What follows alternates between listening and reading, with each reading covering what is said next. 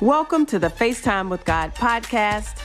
I'm your host, Kay Farrar, and yes, you have tuned in to the right place because we're bringing Christ to the culture and the culture to Christ. Because the gospel's not for old times, it's for all times.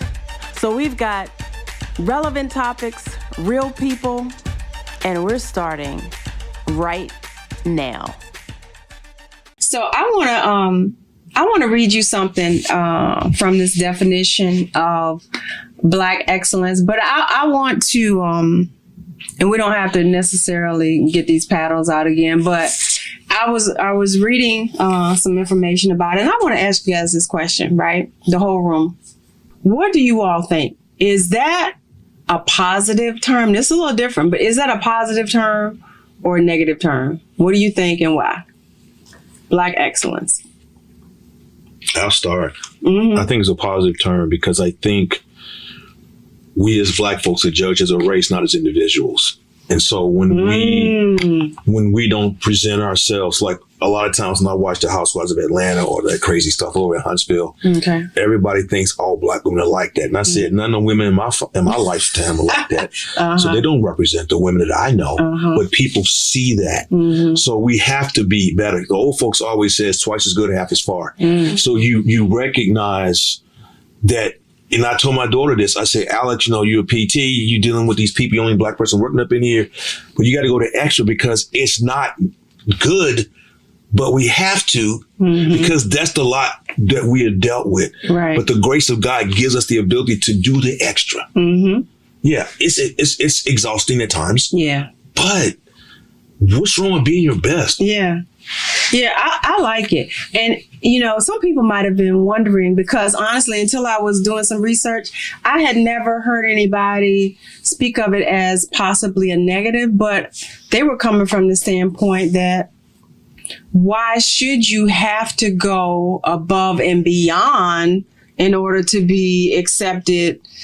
In other words, so you had your saying, the saying from my dad was that you had to be 10 times as good in order to be considered equal. And to be honest, that was how so many of our forefathers were accepted, to be the first Black whatever. Because if you were as good, they weren't going to acknowledge you. If you were better, they were still not. You had to be running circles around people to where it was unquestionable, to where it was like, they have what we need and we can't get it anywhere else. So yes, we will let you in. You're the only one that can run this fast and win this, gold medal. Okay, I suppose we gotta let, you can hit these home runs and we can win the World Series. Oh, okay, I guess I'll let you play baseball. Okay, we need to win these games. Okay, I guess I'll let you be the first Black to play basketball or whatever the case may be. You had to far exceed. And so some people are saying, well, I should be accepted for who I am. I shouldn't have to run circles around you in order to, get whatever promotion or get whatever position or get whatever acknowledgement. I should just be able to be myself. And so really from the feed that I'm getting from I think we got a Black excellence crew here. So I don't think we think that way. And I agree with you. If you can be excellent, why not? Why not? If you can be 10 times better, why not? But the thing is, sometimes you have to push and then push some more. And then not get what you deserve and still keep pushing. And then sometimes for others, it might take months, weeks or months. For you, it might take years. But which one are you going to do? Are you going to get there or are you not going to, are you willing to keep pushing? I remember, some examples. I remember one time, Sam, working in state government. I was in charge of something and we had a Senate committee that we had to host them, right? And I was doing the policy work. I had to do all the research. I had to write the legislation, right? I had to do all the analytics. I had to then I had to do stuff like run off the papers, put the notebooks together, make the name tags for the people, make sure their names were on the list so they could be admitted to the building. I had to do the staff work, the research work, the management work, because if I had been white, I would have had an assistant and an analyst and all these people helping me. And if the thing failed, then I got senators and delegates that are showing up to a meeting, and you got the black girl. So what did I do? You know what I did? Got up, went to work, did all my work. Everybody left 5 o'clock, 6 o'clock. Guess who was still there? You. And for a period of time, I would go to work, get in the morning, 8 something. I would work all the way till 6 or so the next morning. Go home and work all night. Stay up all night. The lights kept going off in the building because I'm making I did all the research work, did all the policy work. Now I got to make the folders, got to run the print off the stuff, got to print name tags, and then I'm sleepy. And this is back in the printer cut off. I got to go find another printer in the building. The lights are out. I did that for a period of time. Work all night long. Because I meant, it won't go there. It wasn't going down like that. Not on my watch, right? But this is the thing. So some people ask, how did you go from working at DMV to being in the governor's office? Yeah. And guess what? Because of all that I was willing to do, when I got to the governor's office, it was like I belonged there, and I did. Because I knew everything from end to end. So it paid off in the end. And I'm just saying this to say to our young people, right? To everybody that likes this concept of Black excellence, but might not know the pain and the push sometimes that you have to be willing to go through. But the reward is there if you believe and if you go for it. And so that's why I always encourage people. But tell us a little bit more about your story and how you got to be, because when I look at your LinkedIn, I see executive leader. How did you get to having that executive presence and being someone who you can present yourself that way? When we look at you, that's what we see. When I look at you, I see a CEO, right? How is it that you gain that executive presence and are able to walk in and get these, assistant vice president type jobs? So it started. So this is a picture of me at 5. My sister at 4, my grandmother, okay? This is my grandmother's store. Wow. My grandmother went to the 3rd grade. That's as far as she went. So father was a sharecropper. And she said every time we got to go on to school, he drag us out and tell us to come pick a crop. She said, she told his parents, I'm tired of this. I'm quitting school. I said, did you do that at 8? She says, yes. Wow. And so I watched my grandmother go from that, and she did day work, to owning a store. And so in my mind as a child, I saw this woman. I saw my grandmother on my other side have 10 kids. And at the 10th child she had, she told my grandfather she wanted to go to nursing school. And she did that, and she came with 10 children. And his 2 kids he had from his first wife who had died. And she became a nurse. So when I was a kid, she was a 3rd shift supervisor at the Black Hospital in Roanoke. And so I had these examples, particularly of women. And then I had my grandfather, who started out as a water boy for the railroad and worked himself up to be an assistant doing special projects for the president of the railroad back in Roanoke, North and Western. Wow. And so I had these examples of what I could do. And so I always knew that there was greatness in me, not because of anything special about me, but the God in me. And I believe God. And I remember my first job, I was at VDOT when I was 26 doing that job. And then I started my trajectory. And people started saying, oh, wow, you can do this. And then I started seeing myself, and I had terrible grades because I wasn't prepared for college. Okay. But I was telling her earlier about that song, I don't leave, I'm no ways tired. I've come too far from where I started from. Nobody told me the road would be easy. I don't believe you brought me as far. Believe me. Yes. I was sitting on academic probation at ODU. And I believed that song, and then God propelled me. And so I started getting opportunities. And one thing I'll say this, hard work outside of opportunity is just hard work. If hard work was the key to everything, my grandpa was a millionaire. He always had 2 jobs. But it's opportunity and people seeing in you something special. Right. I remember when I sat with Governor Kane, he didn't ask me anything about my politics. He asked me, okay, what's your vision for this department? Wow. Wayne, Secretary Bassett was sitting beside me. He's asking me questions. I projected. He said, okay, y'all can hire this guy. And from there, it was people believing in me. And along the way, I've had a number of people that invested in me. And a lot of times when Black folks, we take a risk on us, we take a chance on everybody else. And I had people that take... Wait. Okay, say that again for me. A lot of times for Black folks, they take a risk on us. With others, they take a chance on them. So you're already coming back from a deficit. And so you have to be that person that can say, hey, I can do this. Like you went from the DMV over to be the Deputy Secretary of Administration. So I went from the health department to doing that, then becoming an AVP over at the Federal Reserve Bank. And then doing my own thing for a while, and then walking back into this corporate thing at Women Marry based upon a relationship. I was asleep. I got a phone call from them I didn't recognize. Usually I don't answer calls that I don't recognize. It was Rich Lewatsky. Okay. And Rich said, hey, Sandra, looking for an AVP acting person. Are you interested in Women Marry? I said, yeah. Wow. From that, they gave me a year contract. 6 months in, they made my job permanent. Wow.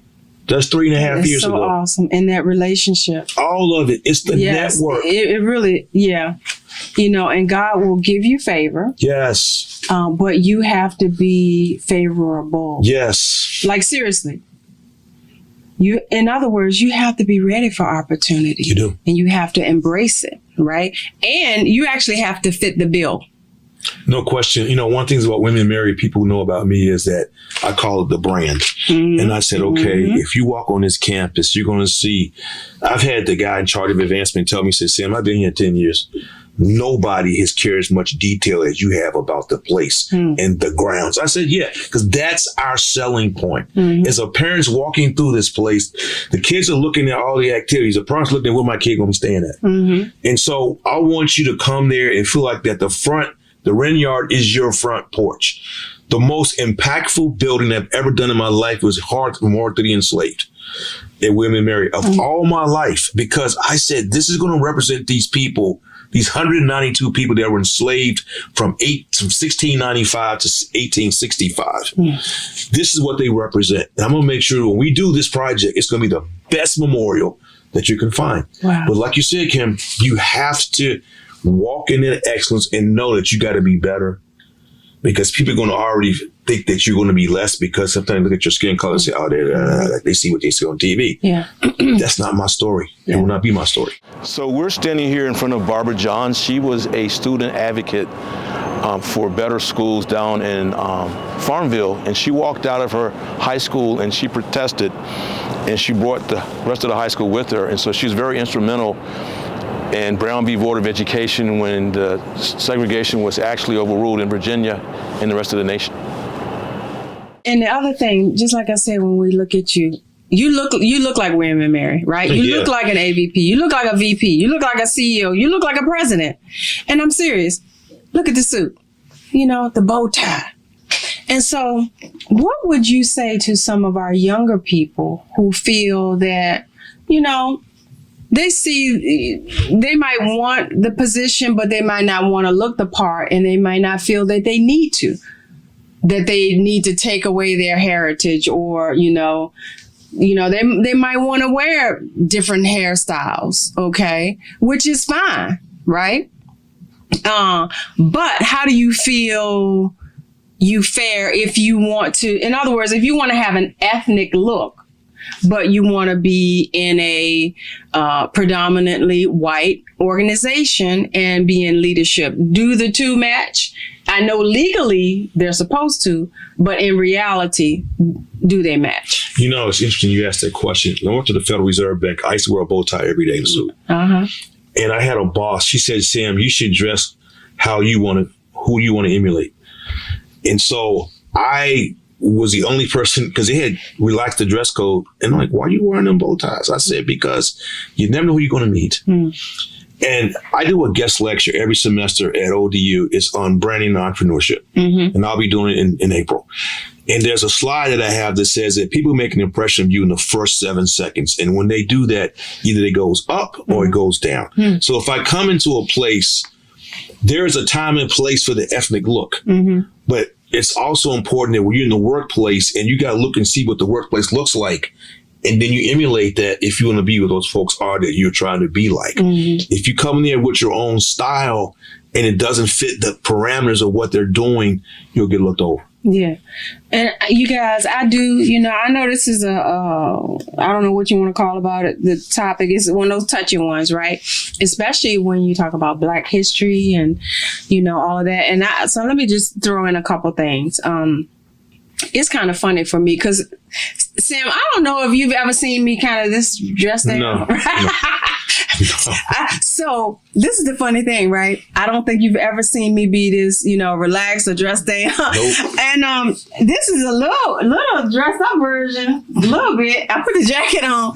But one of the things I decided, and it's so interesting, Sam, but I decided after 20 some years of, doing the corporate thing. And it was so funny because my entire career, right? When I was in high school, I shared this story. When I was in high school, I was on a debate team. On the debate team, we had to dress up. So we had to wear our little suits. So I had 3 or 4 little suits. And then when I was a senior in high school, I got a job at Burger Chef.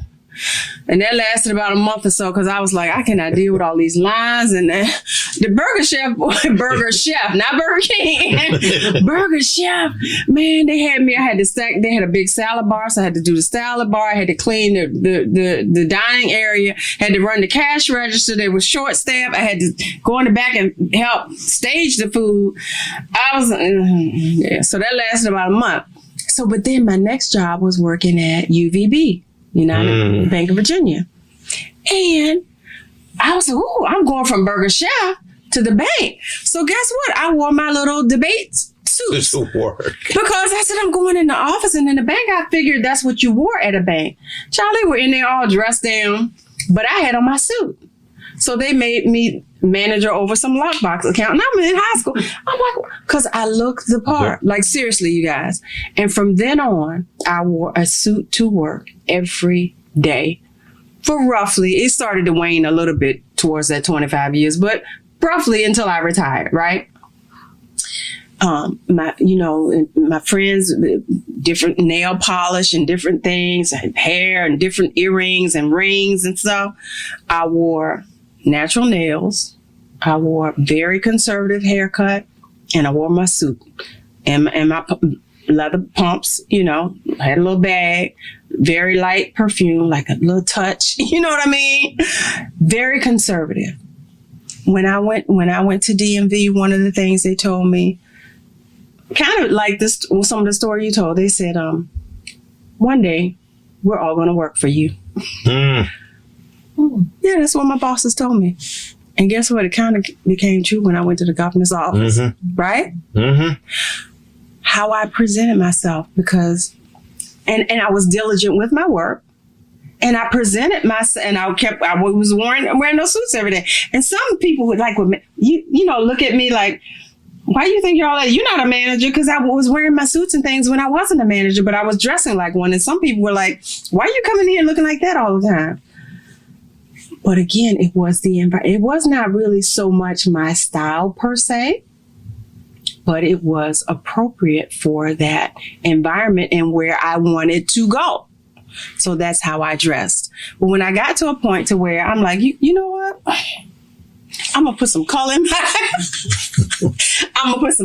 hair, and I'll get some little fancy jewelry or whatever, because I'm done with all of that. Yes. Because I was what? Done with it, meaning I had gotten what I needed to get.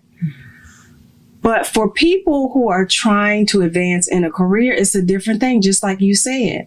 If you're in that environment, it's almost like you're a football player and you show up in baseball cleats and they're like, where are you going? I guess he's not getting on my field because he don't have football.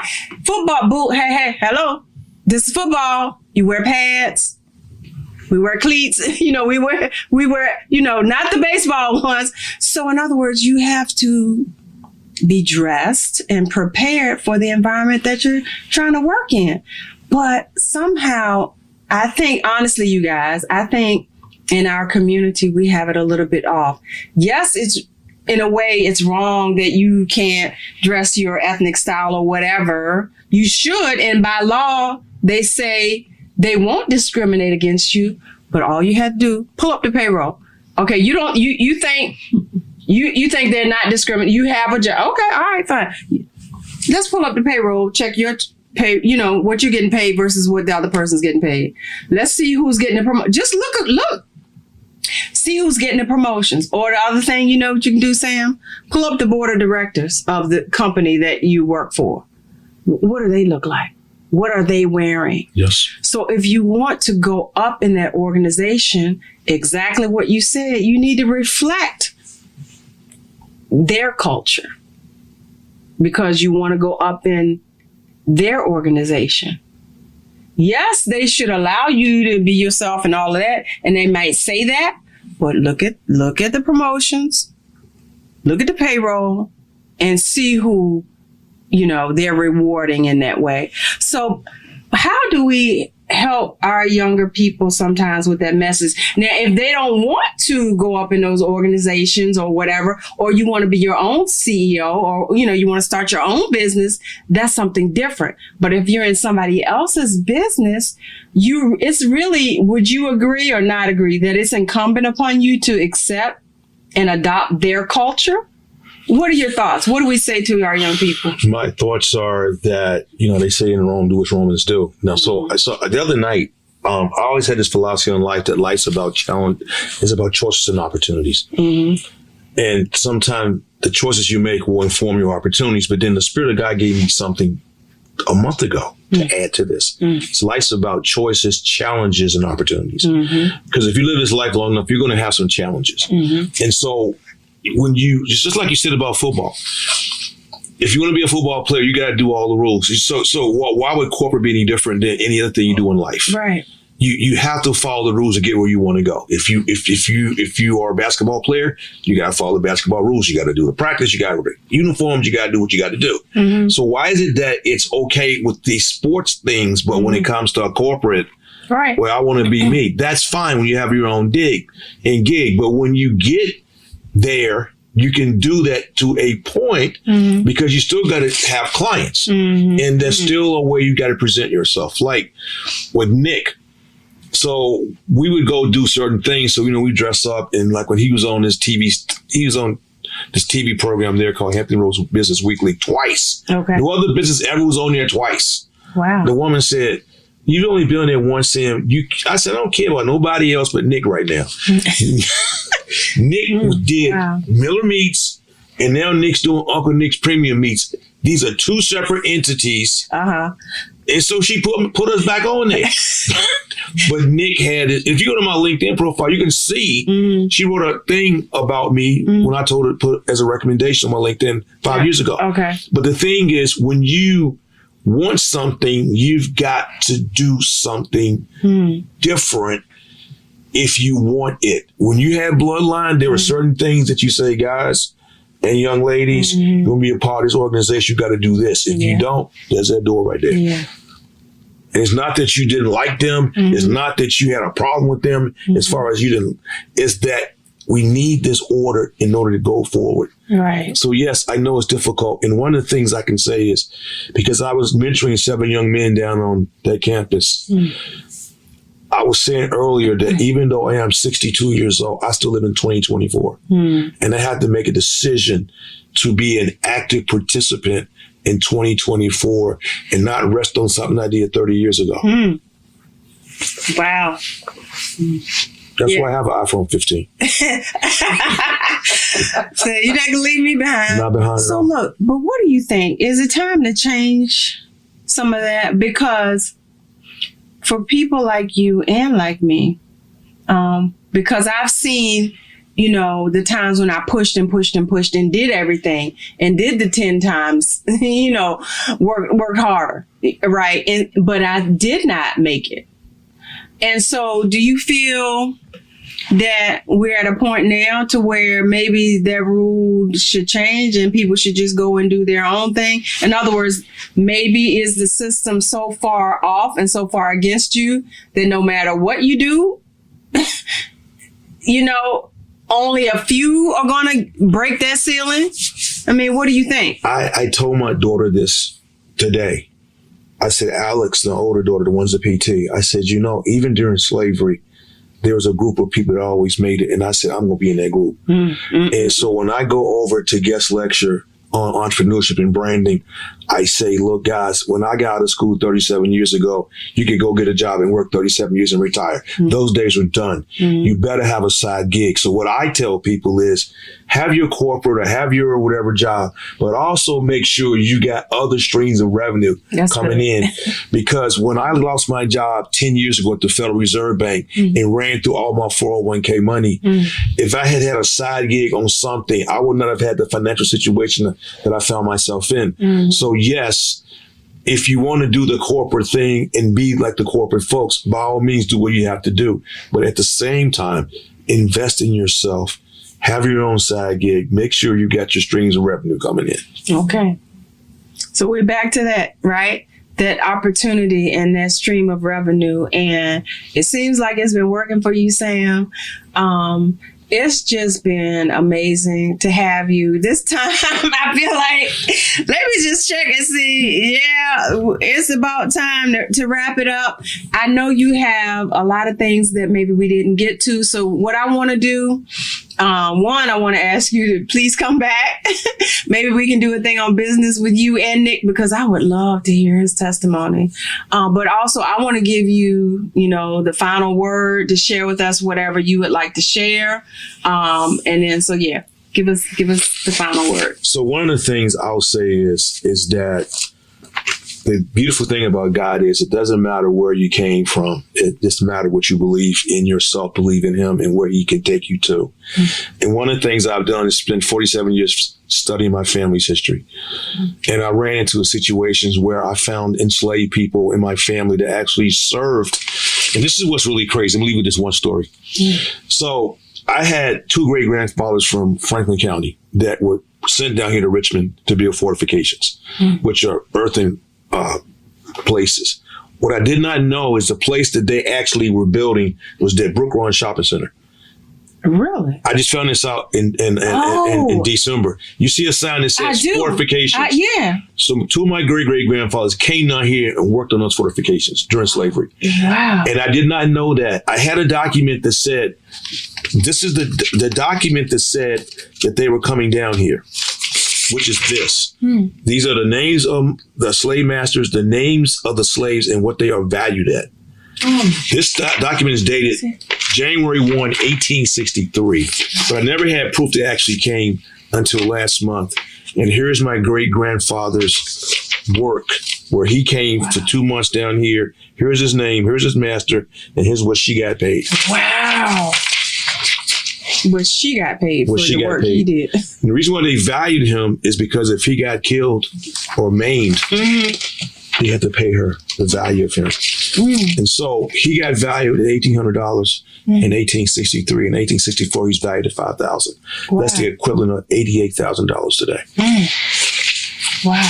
These are the kind of things that I look at where my family came from, and I look at God like, look at us. Only in America can we have done this. My goodness. Wow. So we definitely have to have you back because I know you got so much more history. So please just know I'm going to be pinging you. Not only that, but seriously for this ministry and some of the things that we want to do moving forward. Yes. I would love to partner with you on some of the things we have. Or just, I don't want to make it so formal and sound like partner with, but just to chat with you, talk with you, to get some input. So you will definitely be hearing from me. Thank you for being here with us. Looking forward to it. Yep, we look forward to having you back. Thank you. All righty.